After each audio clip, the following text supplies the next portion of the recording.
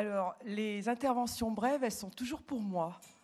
Mais ça ne fait rien, je vais quand même faire mon intervention, Monsieur le Président, si vous le permettez.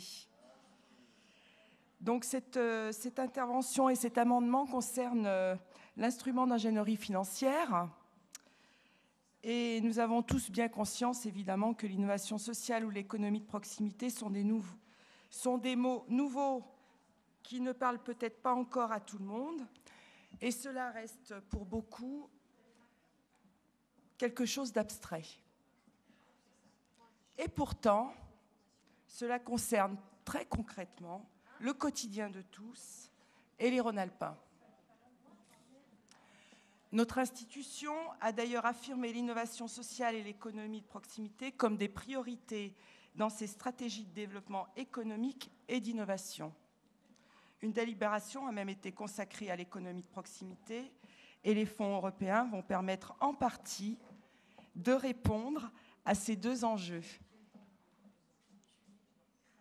Oui, il s'agit bien d'enjeux importants pour le développement de notre territoire. L'économie de proximité, c'est tout le tissu économique local, l'artisan boulanger comme l'entreprise de BTP, les commerces comme les associations de services à la personne. Tous ces acteurs, ces échanges qui permettent de créer de la richesse et des emplois sur un territoire en répondant aux besoins des habitants. Agir en faveur du développement de l'économie de proximité, c'est porter un autre regard sur le développement local. C'est mieux valoriser les atouts et potentiels du territoire. Il me semble que les citoyens devraient pouvoir être les premiers acteurs. Eh bien, c'est tout l'objet de ce fonds de fonds.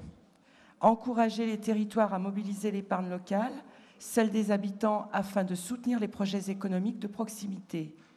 Certains territoires, comme celui de Biovallée ou le PNR du Pilat, se mobilisent déjà sur ce sujet. Et des projets sont à l'étude. Ces citoyens sont également à l'honneur lorsqu'il s'agit de parler d'innovation sociale, comme l'innovation technologique, et là, tout le monde sait de quoi il s'agit. L'innovation sociale représente un gisement énorme de créativité, d'inventivité, d'emploi et de création de richesses économiques et sociales. Mais l'innovation sociale, elle ne provient pas uniquement, majoritairement du monde industriel ou de la recherche. Nous ne les opposons pas, mais parce qu'il s'agit de répondre à des besoins sociaux encore mal ou non couverts par le marché. Ces innovations proviennent donc le plus souvent des utilisateurs, des usagers, qui deviennent les acteurs du changement et contribuent à un monde plus solidaire et plus durable. Donc, deux exemples, l'association Huilitech en Ardèche, qui collecte les huiles alimentaires usagées, et la structure Ciel Bleu, qui propose un programme utilisant l'activité physique adaptée comme prévention de santé. L'objectif, bien évidemment, c'est d'améliorer la qualité de vie des Rhône-Alpins. Il nous semble donc important que des moyens spécifiques soient dédiés à de telles initiatives avec la création d'un fonds d'innovation sociale et deux nouveaux fonds, donc, mais un objectif commun, le bien-être des Rhône-Alpins et leur participation active à cet objectif grâce à l'initiative économique. Et c'est pour cette raison que nous demandons un abondement sur la ligne tourisme et thermalisme. Oh pardon, excusez-moi. Et c'est pour cette raison que nous demandons donc un abondement de l'action économique. Ah ben j'y arrive pas.